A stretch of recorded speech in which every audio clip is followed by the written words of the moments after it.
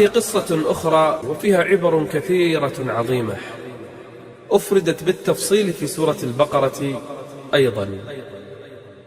بنو إسرائيل كان عندهم أنبياء، وأنبياؤهم كلهم من الأسباط أبناء يعقوب عليه السلام 12 سبطا، والأنبياء كلهم من سبط واحد، والملوك كلهم من سبط واحد أيضا. أي مرت الأيام والسنون حتى صارت الأنبياء من سبط والملوك من سبط آخر. الأنبياء من سبط لاوى والملوك من سبط يهوذا. ومرت السنون على هذا حتى أصيبت بنو إسرائيل بمقاتل عظيمة ومجازر، والتاريخ يشهد على هذا. بنو إسرائيل لضعفهم ولخورهم ولبعدهم عن الله عز وجل ونكوصهم بالعهود وعداوتهم للأنبياء أصيبوا بحروب دامية كثيرة جدا. وكم قتل من بني إسرائيل من قتل، حتى جاء سنة من السنوات قتل الأعداء منهم مقتلة عظيمة وأخذوا منهم بلادا كثيرة. كان عندهم التوراة وعندهم شيء اسمه التابوت. سمعتم بالتابوت؟ كانت توضع فيها بعض آثار موسى عليه السلام، عصاه، ثوبه، بعض آثار هارون عليه السلام، والألواح التي كانت عند موسى. بعض الألواح من التوراة كانوا يحتفظون فيها في تابوت أو صندوق، وهذا الصندوق فيه من العلم ومن التوراة ومن غيرها ومن آثار موسى. كانوا يأخذون هذا التابوت في الحروب، فكانوا يطمئنون لأن فيه علم يقرؤونه يتدارسونه.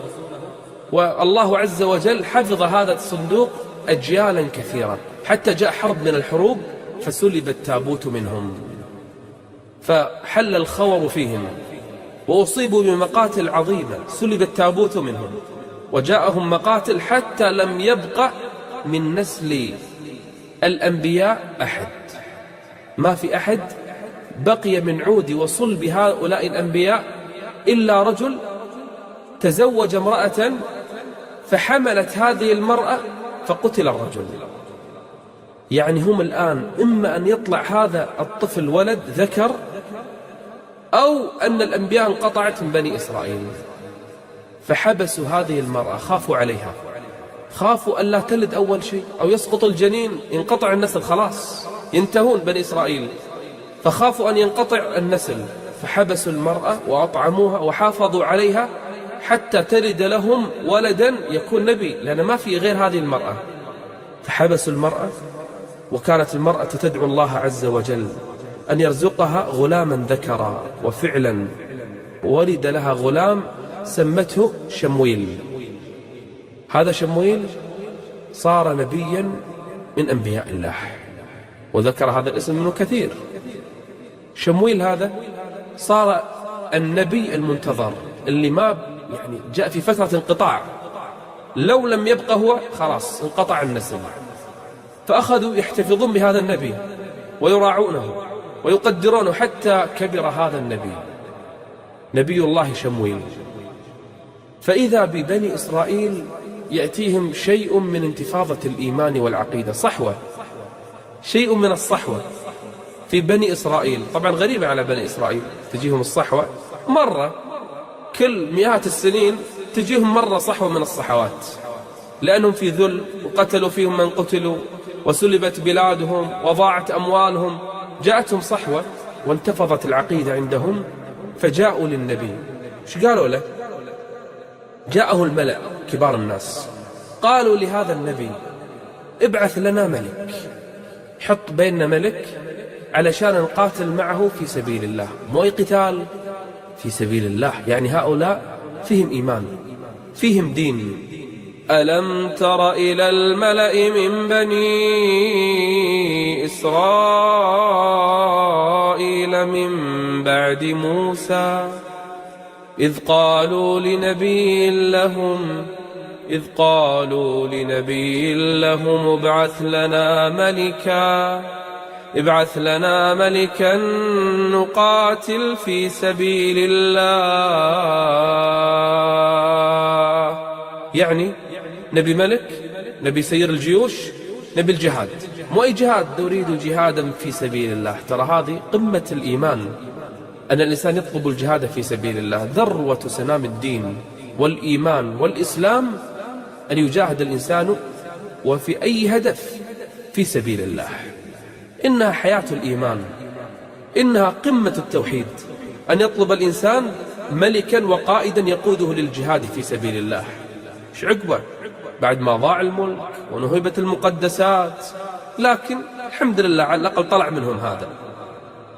فقال لهم نبيهم، قال لهم لكن مو الله عز وجل يجيب لكم الملك ويأتيكم بهذا القائد بعدين ما تؤمنون ولا تجاهدون ولا تقاتلون.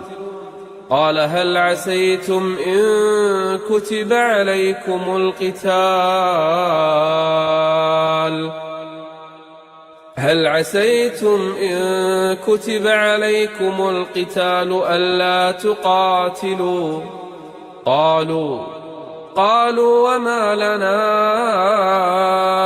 ألا نقاتل في سبيل الله. شلون ما نقاتل؟ حنا المقتولين، حنا المقهورين، حنا المندحرين، حنا الذين أخذت أموالنا ودماؤنا وبلادنا ومقدساتنا نهبت، حنا ما نقاتل؟ لا. شوف شلون، بس ارسل لنا القائد وشوف شلون راح نقاتل. وما لنا ألا نقاتل في سبيل الله، ألا نقاتل في سبيل الله وقد أخرجنا من ديارنا وأبنائنا. لكن لما كتب عليهم القتال شنو صار؟ تولوا. كل كلام فاضي. أغلبهم كانوا كاذبين، أغلبهم كانوا يتعذرون أن ما في قائد، ما في ملك، لكن كذب. مثل ما أكثر الناس اليوم يقولون لو فتح باب الجهاد لجاهدنا، لكن هل صحيح لو يفتح باب الجهاد كلهم سيجاهدون؟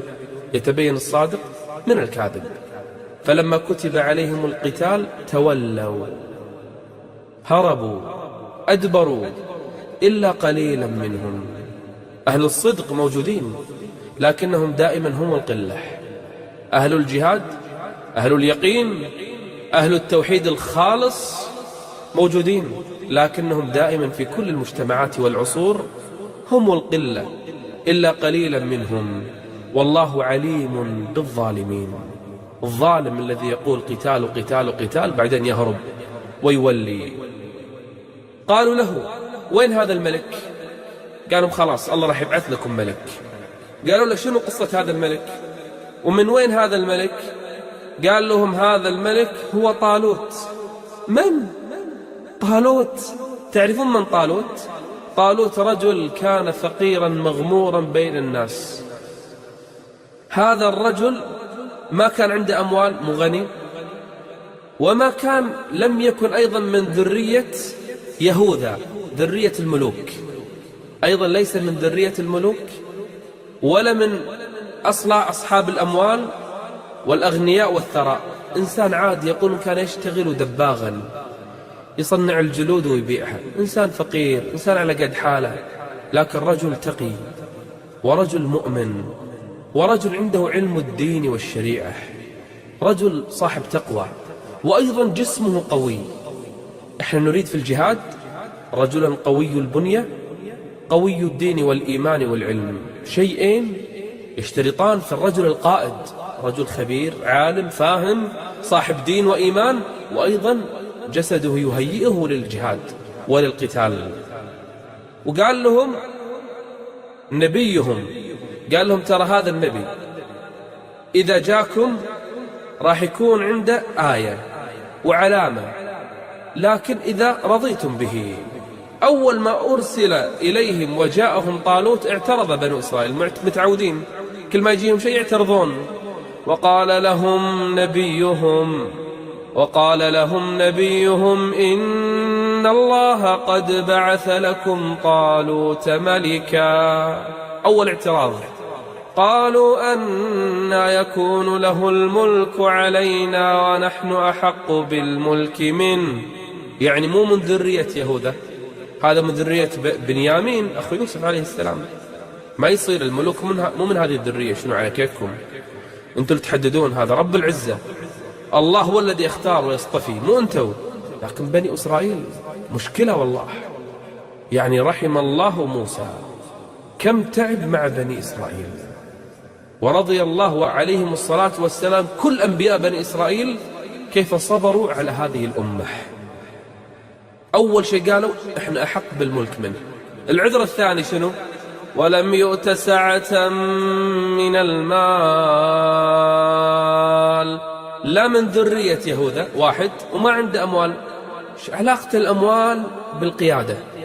قد يقود الإنسان فقير لكن أفضل قائد قد يكون. لكن بنو إسرائيل يبون فقط العذر حتى يتخلصوا من الجهاد. فرد عليهم النبي وقال لهم إن الله اصطفاه عليكم، الله هو الذي اختاره وهو أفضل منكم. إن الله اصطفاه عليكم وزاده بسطة في العلم والجسم، علم شرعي ودين وجسم قوي. وزاده بسطة في العلم والجسم، والله يؤتي ملكه من يشاء والله واسع عليم. قال لهم تريدون آية ودليل وعلامة أن الله هو الذي اختار هذا الملك؟ قالوا إيه، ما نصدق أن هذا الملك هو الذي اختاره الله إلا بدليل، إلا بآية، إلا بعلامة. قال لهم شوفوا العلامة. العلامة أن التابوت، الصندوق الذي سلب منكم وأخذته الأعداء وصرتوا في المهانة اللي أنتم فيها الآن، الله راح يرجع لكم. ايش رايكم؟ التابوت اللي فيه السكينة وفيه البقية من آثار موسى وآثار هارون، راح تنزل الملائكة إذا رضيتم بهذا الملك. قالوا خلاص رضينا بهذا الشرط. فلما قبلوا بهذا الملك طالوت، فإذا بالملائكة تنزل من السماء التابوت.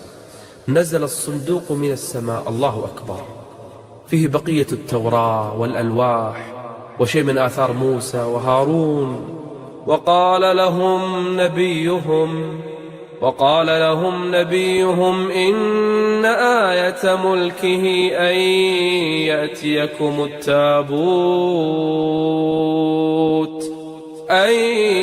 يأتيكم التابوت فيه سكينة من ربكم وبقية مما ترك آل موسى وآل هارون تحمله الملائكة إن في ذلك لآية لكم إن كنتم مؤمنين.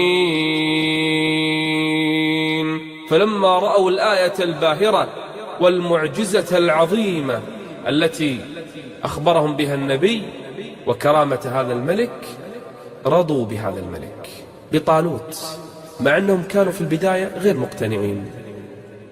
سار الجيش وتنظم للقتال في سبيل الله. كم عدد هذا الجيش؟ سار معه 80,000 رجل، 80,000 من الجنود مع السلاح والعتاد، كلهم يريدون القتال في سبيل الله. من قائدهم؟ إنه طالوت، ذلك الملك العظيم المظفر، ذلك الرجل المؤمن التقي صاحب العلم والجسم. خرج أمامهم وفي الجيش فتى صغير. من هذا الفتى؟ فتى اسمه داود. إلى الآن ما علم الناس أن هذا الفتى سيكون له شأن كبير. ماذا سيكون هذا الفتى؟ سيكون هو النبي المرتقب داود عليه السلام، الذي سيكون ابنه سليمان، الذي سيبني أعظم مملكة في بني إسرائيل على مر التاريخ، أعظم ممالكهم وأعظم قوتهم في ذلك الزمان. الآن مرحلة الضعف، وداود توه فتى صغير، وهذا وقت القهر والضعف والذل والهوان وما يدرون. بعد سنوات راح يكون مرحلة العز والعظمة لبني إسرائيل. الآن هم ما يدرون. الجيش يسير، من فيه داود و80,000 مقاتل. من قائدهم؟ طالوت. وفي الطريق وهم ذاهبون إلى الأعداء، في الطريق وصلوا إلى نهر، فناداهم طالوت قال: أيها الناس، قبل أن نصل إلى هذا النهر والناس عطاشا كلهم يريدون الوصول إليه للشرب منه، قال: إن الله أنزل علي اختبارا لكم. هناك اختبار لهذا الجيش. شنو هذا الاختبار؟ قال: لن تشربوا من هذا النهر. والجيش كله عطش، يريدون فقط الوصول إلى النهر ليشربوا من شدة العطش. قال: إن الله حرمكم من الشرب منه. ماذا؟ نعم، هذا اختبار من الله عز وجل ضد حاجة الإنسان، هواه وشهوته، إلا شيء واحد، إلا من اغترف غرفة بيده، يأخذ واحد فقط شيئا من ماء بيده فيشرب غرفة واحدة مرة واحدة بيده بس. هم يدرون أنه من فعل هذه الفعلة استجابة لله وشرب بغرفة واحدة بيده أرواه الرب، لكنهم ما علموا أن هذا اختبار فقط من الله عز وجل. قال لهم: هذا والاختبار. قالوا: ليش الاختبار؟ قال: اختبار، مو شرط نعرف الهدف، مو شرط نعرف الغاية من هذا السؤال، من هذا الطلب. احنا أحيانا نسوي عبادات، أحيانا نفهم المقصود وأحيانا ما نفهم المقصود، لكن كلها نستجيب فيها لله عز وجل. الله أراد أن يعرف من الصادق المؤمن التقي اللي يكمل معنا في الجهاد، ومن صاحب الشهوة صاحب الهوى اللي ما يستجيب لله. هذا ما نبي في القتال، هذا يقعد بيت أمه أحسن له، هذا خلى من الحين ينسحب أحسن له. اللي مو قادر يصبر على عطش هذا ما نحتاجه في الجهاد. قال: إن الله مبتليكم بنهر. شوف الآن الآية كيف تقص هذا الأمر من طالوت. فلما فصل طالوت بالجنود 80,000 قال: إن الله مبتليكم بنهر، فمن شرب منه فليس مني. خلاص راح يرجع وما راح يكون معانا في الجيش.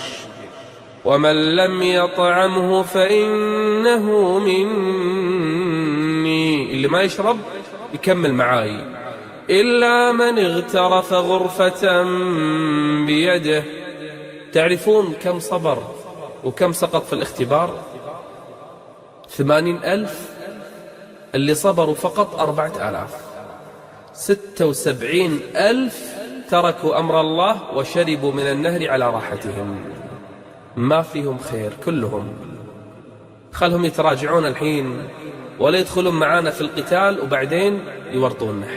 هذول لن يصبروا على القتال ولا على عدو. هذول ما فيهم من الإيمان ما يجعلهم يصبرون في الجهاد. خلهم 76,000 كلهم سقطوا في الاختبار. فشربوا منه إلا قليلا منهم. قال بعض المفسرين 4,000 وقال بعضهم 314 بس، قليل جدا بالنسبة لهذا الجيش الجرار.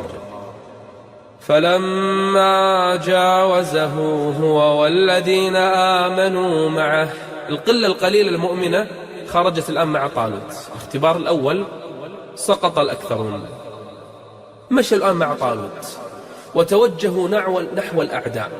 من الأعداء الآن؟ أعظم جيش في ذلك الزمان بقيادة من؟ رجل اسمه جالوت. جالوت هذا رجل ضخم، رجل قوي، رجل بطل في المعركة، مجرم كافر طاغوت، وحوله جيوش كثر لا يعلم عددها ولا عددها إلا الرب عز وجل. فإذا بالجيش الذي سيقابلهم كان 80,000، الحين بقى 4,300 وشوي، يعني ما في مقارنة. لو كانوا قبل المعركة حسبوا الحساب كان ما راحوا أصلا، لكن الآن تواجه الصفان وتراءت الفئتان، فلما جاوزه هو والذين آمنوا معه قال الأكثرون قالوا لا طاقة لنا اليوم بجالوت. ما راح نقدر. شوف الخور، شوف الضعف، شوفوا لا زالوا يعني حتى الفئة التي صبرت فيها ضعف، لا زالت فيها خور. قالوا لا طاقة لنا اليوم بجالوت وجنوده. لكن القلة القليلة الصامدة المؤمنة قيل هي عددها 314 أو 300 وبضعة عشر مثل عدد الصحابة في معركة بدر، بس من 80,000 300 وشوي. ايش قالوا هذه أهل الإيمان؟ قال الذين يظنون أنهم ملاقوا الله. أهل الإيمان طالوت والقلة القليلة وفيهم داود عليه السلام ماذا قالوا؟ كم من فئة قليلة غلبت فئة كثيرة بإذن الله. يعني كأن عندهم يقين أن كثيرون في الأرض كانوا قلة وواجهوا كثيرة وانتصروا بإذن الله. لما؟ لأنهم مؤمنين بالله عز وجل. كم يعني كثيرون هم في الأرض، ليش؟ عندهم صبر بالله عز وجل. كم من فئة قليلة غلبت فئة كثيرة بإذن الله. جعلوا الأمر مع الله، والله مع الصابرين. لكن ترى هذا كلام، والحقيقة شيء ثاني. حقيقة أن أمامكم جيوش، حقيقة أن أمامكم عشرات الألوف مدججين بالسلاح، وأنتم كم؟ 300 واحد، وبعضكم صغار فتية، وسلاحكم ما يقارن بسلاحهم. يعني ايش راح تسوون؟ لكن الإيمان ينتصر. الفئة القليلة المؤمنة تغلب بإذن الله. وكم من صابر ثابت محتسب ولو كان ضعيفا ينصره الرب عز وجل، وما النصر إلا من عند الله. أول ما بدأت المعركة رفعوا أياديهم إلى الله، لأن بداية المعركة يستجيب الله للناس. كل المعارك أهل الإيمان مع الكفر إذا بدأت المعركة والتحم الصفان فتحت أبواب الدعوة. الله عز وجل يستجيب لمن دعاه. دعوا بثلاثة أمور: أولا الصبر، اثنين أن يثبت الله أقدامهم، الثالثة أن ينصرهم الرب عز وجل على العدو. ولما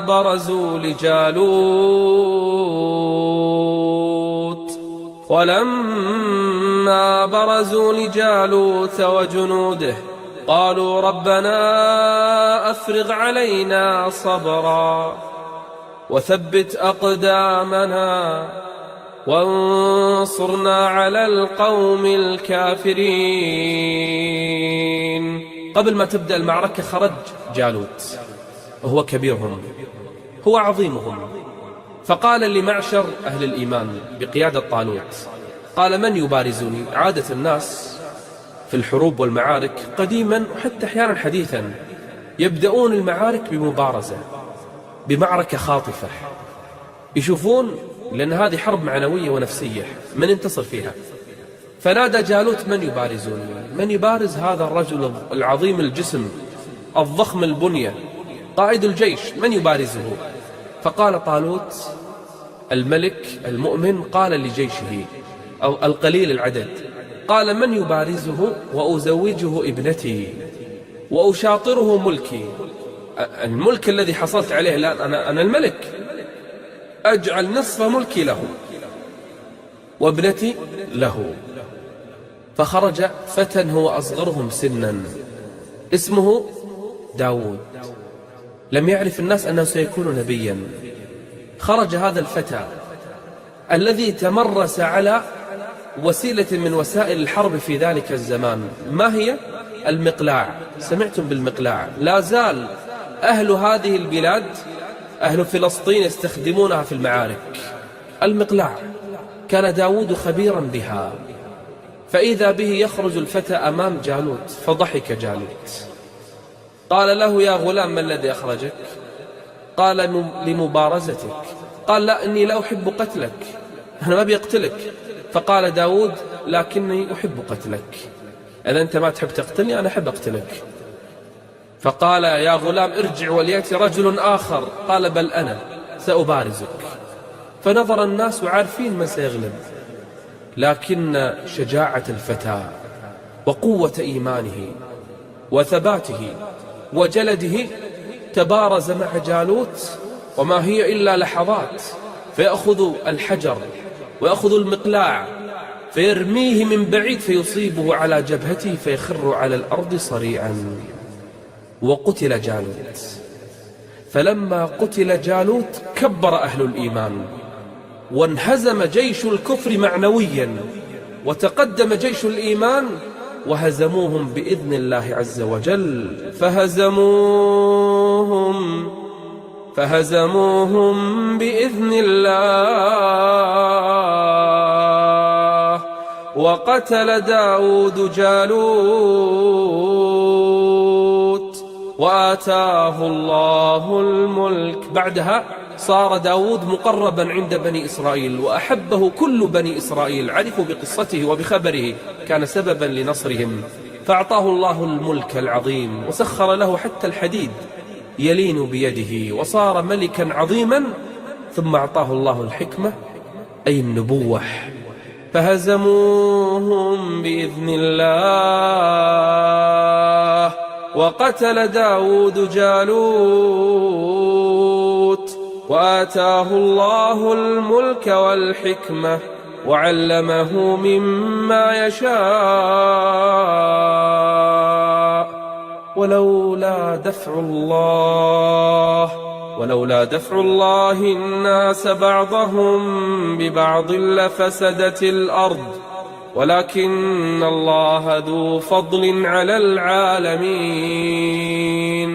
لو أهل الكفر علوا في الأرض وبطشوا فيها ولم يقم لهم أهل الإيمان، ولو كانوا قلة يصدونهم ويمنعونهم، لولا دفع الله الناس بعضهم ببعض لفسدت الأرض. لولا هذا يقاتل هذا، وهذا يمنع هذا، وأهل الإيمان يقومون لله عز وجل بالقتال في سبيل الله، لفسدت الأرض. ولكن الله ذو فضل على العالمين. تلك آيات الله نتلوها عليك بالحق وإنك لمن المرسلين. قصة حدثت لبني إسرائيل يبين الرب عز وجل فيها أن القلة إن كانت مؤمنة فإنها منتصرة بإذن الله عز وجل في القتال. كم من فئة قليلة غلبت فئة كثيرة بإذن الله، والله مع الصابرين. أن قادة أهل الإيمان والدعاة إلى الله عز وجل يجب أن يربوا أتباعهم على اتباع شريعة الله وعلى غرس الإيمان في قلوبهم، فهؤلاء على مر الزمن هم المنتصرون وهم الغالبون، والعاقبة للمتقين.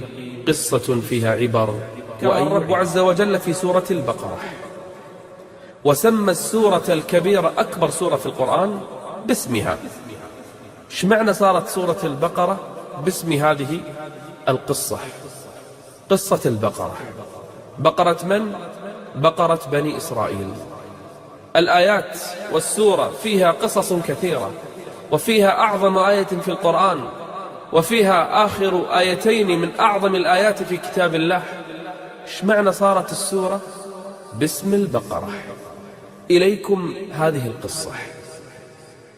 جاء في الخبر أن رجلا من بني إسرائيل كان غنيا ثريا، عنده مال عظيم، مال كثير، لكنه كان عقيما، ما كان عنده وارث، وكان له ابن أخ لئيم. ابن الأخ ينتظر وفاة هذا الرجل ليرث ماله. مرت السنون ولم يمت هذا الرجل، فماذا صنع هذا الشاب؟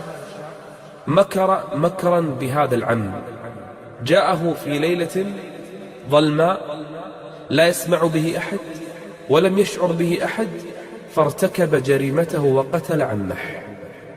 وأخذ الجثة بالليل وحملها ولا أحد يعلم، والناس نيام، وبنو إسرائيل غافلون، لا أحد يسمع بالجريمة.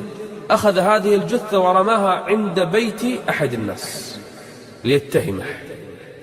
فأصبح الصباح ووجدوا الناس جثة هذا الرجل الثري، فقامت قبيلته وقام قومه إلى القبيلة الأخرى التي وجدوا الجثة عندها، أرادوا قتالهم، وثارت مقتلة كادت أن تعصف ببني إسرائيل.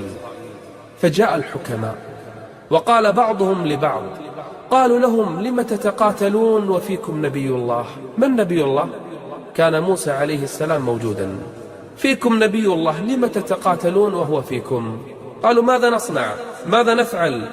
قال بعضهم: اذهبوا إلى موسى فقصوا عليه الخبر فيسأل ربه ويخبركم من قتل هذا الرجل وينتهي الأمر. فذهبوا إلى موسى عليه السلام، قالوا له: هذا الرجل قتل ولا نعرف قاتله، سل ربك من قتله. قال: فإذا فعلت هذا وأجابكم الوحي وجئتكم بالخبر أتشكرون الله؟ قالوا: نعم. أتستجيبون لما أمركم الله به؟ قالوا: نعم. فذهب وسأل ربه وصلى وسجد ودعا ربه جل وعلا، فطلب الله عز وجل من موسى أن يأمر قومه أن يذبحوا بقرة، أي بقرة يتقربون بها إلى الله. جيبوا بقرة اذبحوها تقربوا إلى الله، يخبركم كيف مات هذا الرجل ومن قتله. لكن بني إسرائيل ما في فايدة. هل يستجيبون؟ هل يمتثلون؟ ما طلب الله منهم شيئا، بس بقرة تقربوا بها إلى الله. لكنهم بنو إسرائيل هم بنو إسرائيل. وإذ قال موسى لقومه إن الله يأمركم أن تذبحوا بقرة. تدرون ايش ردوا عليه؟ قالوا: حنا نأتي إلى نبي الله ونقول له ما أخبرنا من قتل هذا الرجل، ويقول لنا اذبحوا بقرة. قاموا يضحكون ويضرب بعضهم كف بعض ويقولون: انظروا إلى نبي الله كيف يستهزئ بكم ويستهزئ على أوامر الله ويستهزئ بدين الله، ويضحك عليكم يقول لكم اذبحوا بقرة. قالوا: أتتخذنا هزوا. غضب موسى عليه السلام: أنا أستهزئ وفي شنو؟ في آيات الله؟ أنا أستهزئ في أوامر الله؟ أنا أستهزئ بدين الله؟ يعني لو قلت شيء ثاني قلة أدب مع موسى عليه السلام.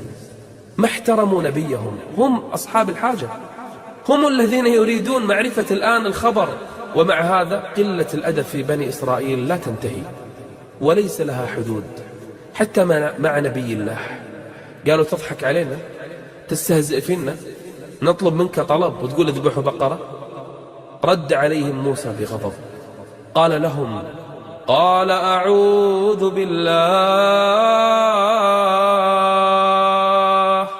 أعوذ بالله أن أكون من الجاهلين. أعوذ بالله. يعني الواحد يمكن يستهزئ ويعصي ربه، لكن يستهزئ في الدين، يستهزئ في أحكام رب العالمين، هذا والعياذ بالله ردة. يستهزئ الإنسان على ربه وعلى آيات الله وعلى أوامر الله. لكن بني إسرائيل ما يعرفوا شيء اسمه نبي. قتلوا 70 نبي على صخرة واحدة، تخيلوا. أو كلما جاءكم رسول بما لا تهوى أنفسكم استكبرتم ففريقا كذبتم وفريقا تقتلون. قتلوا 70 نبي على صخرة واحدة في فلسطين، ويفتخرون أننا قتلنا الأنبياء. ولما ظنوا أنهم قتلوا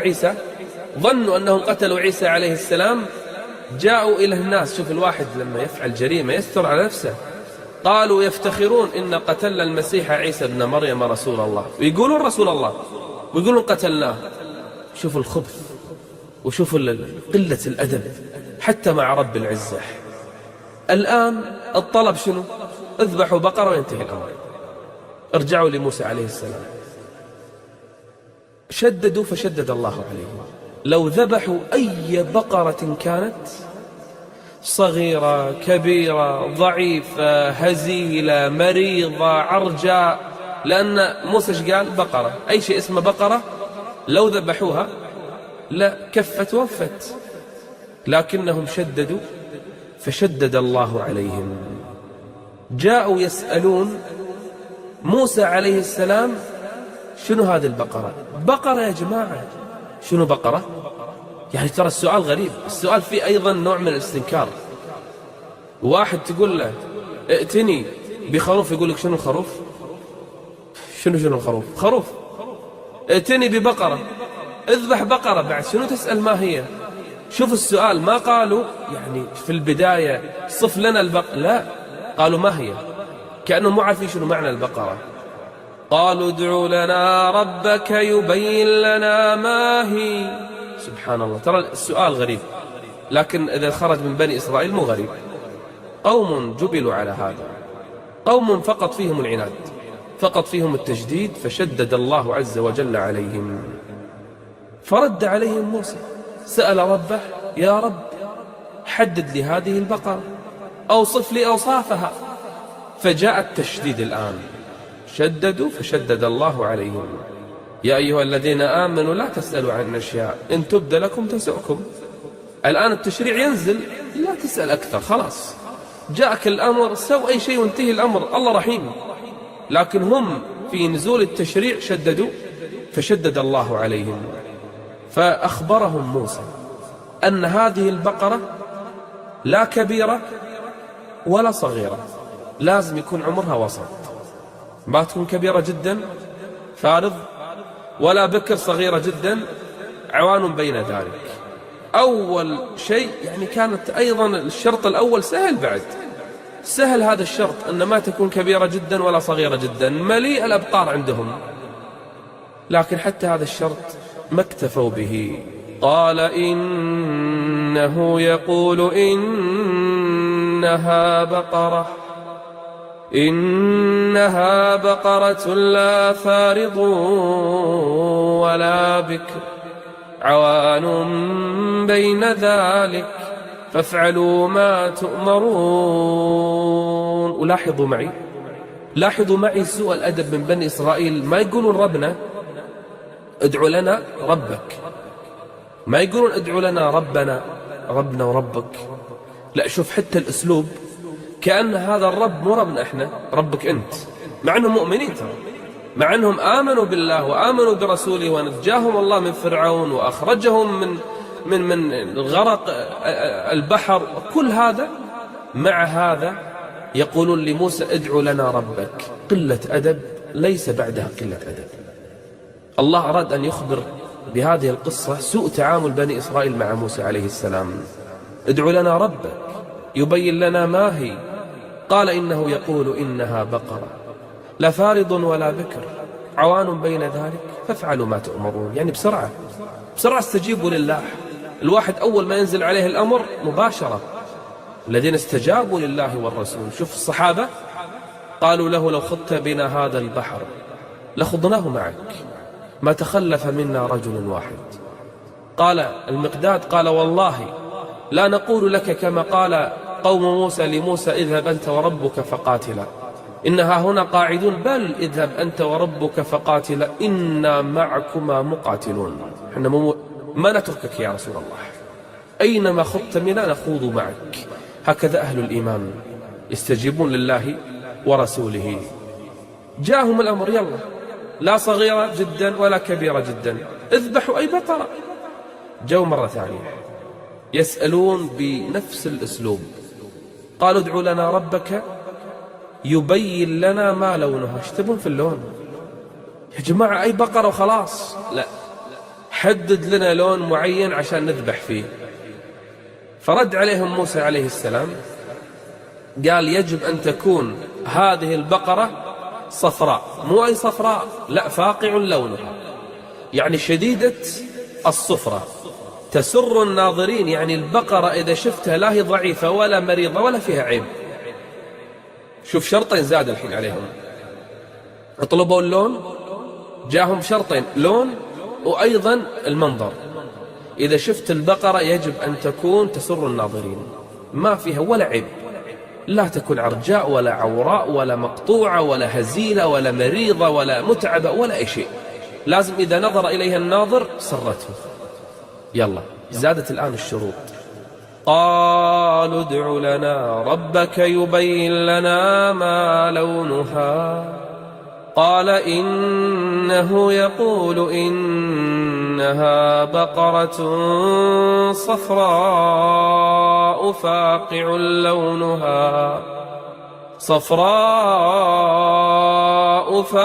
لونها تسر الناظرين.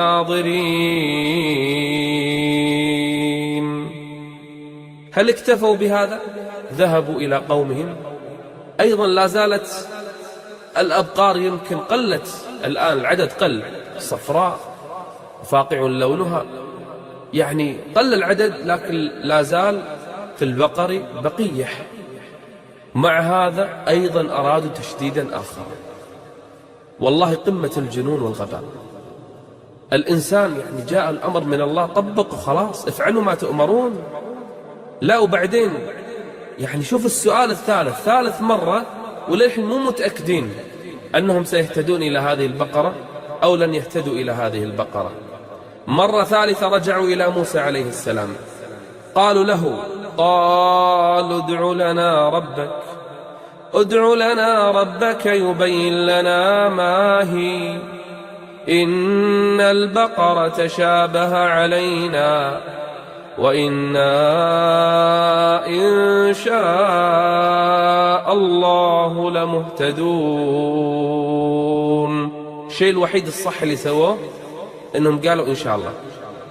لو لم يقولوا إن شاء الله لمهتدون لما وجدوا البقرة إلى يوم القيامة، لكن رحمهم الله بأن قالوا إن شاء الله.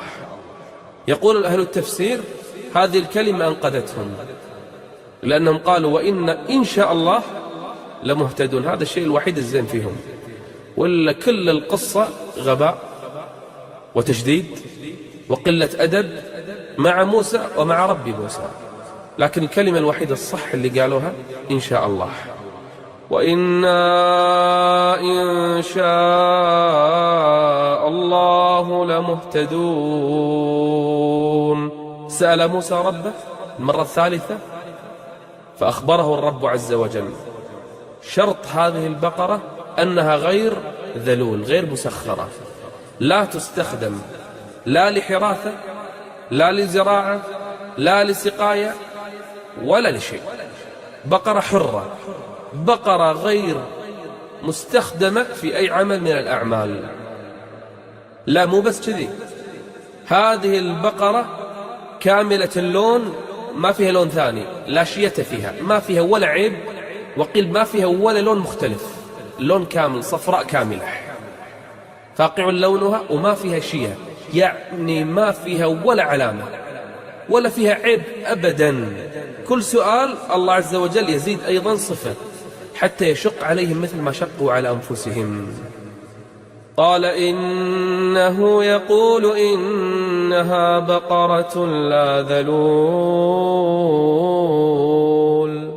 غير مذللة غير مسخرة، لا ذلول تثير الأرض لا تسقي الحرث مسلمة لا شية فيها. قالوا الآن جئت بالحق.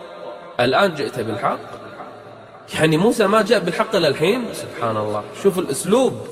في النهاية قالوا الآن جئت بالحق، الآن صح كلامك.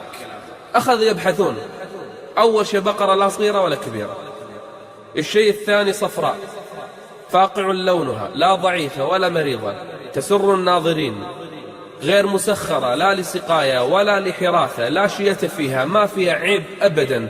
أخذوا يبحثون بين الأبقار فما وجدوا، يبحثون ويبحثون ويبحثون، ما وجدوا بقرة بهذه الصفات إلا بقرة واحدة.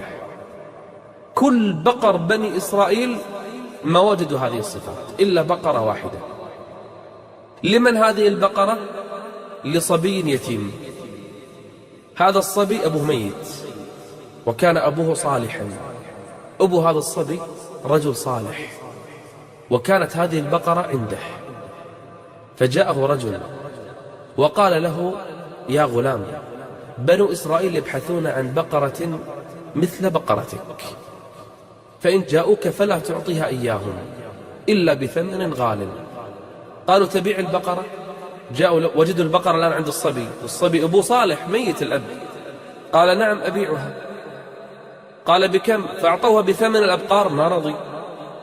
رفعوا السعر حتى أعطوه بثمن جلدها ذهبا، فما رضي، حتى وافق ب10 أضعاف جلدها ذهبا.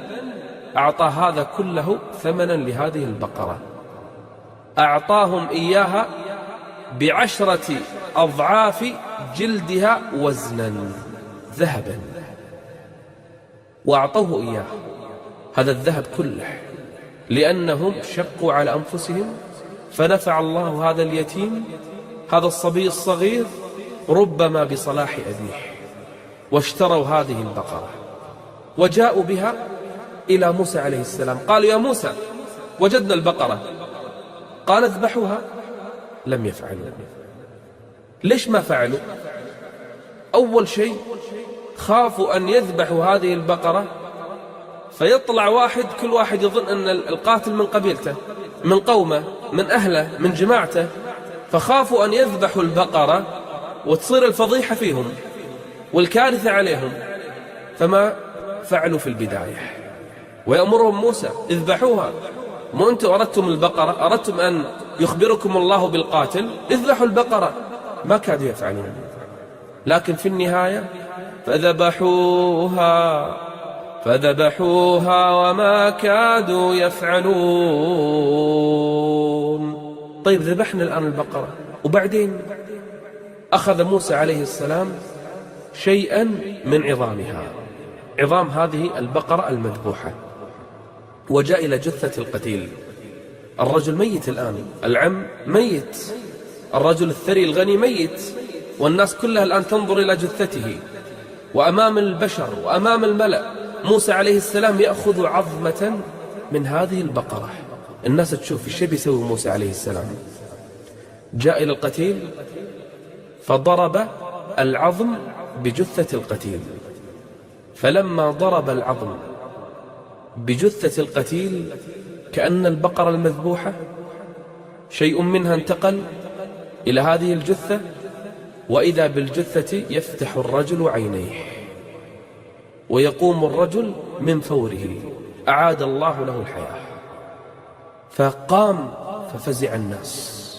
القتيل قام، الميت استيقظ، فتح عينيه وأخذ ينظر للناس، والرجل ميت قبل قليل، الآن أحياه الرب، ينظر يمينا وشمالا وينظر إلى الناس، والكل الآن في فزع. وابن أخيه بين الناس يتظاهر بأنه بريء، فإذا بالقتيل يتكلم ويقول: هذا الذي قتلني، أشار إلى ابن أخيه، ثم رجع ميتا مرة أخرى. وإذ قتلتم نفسا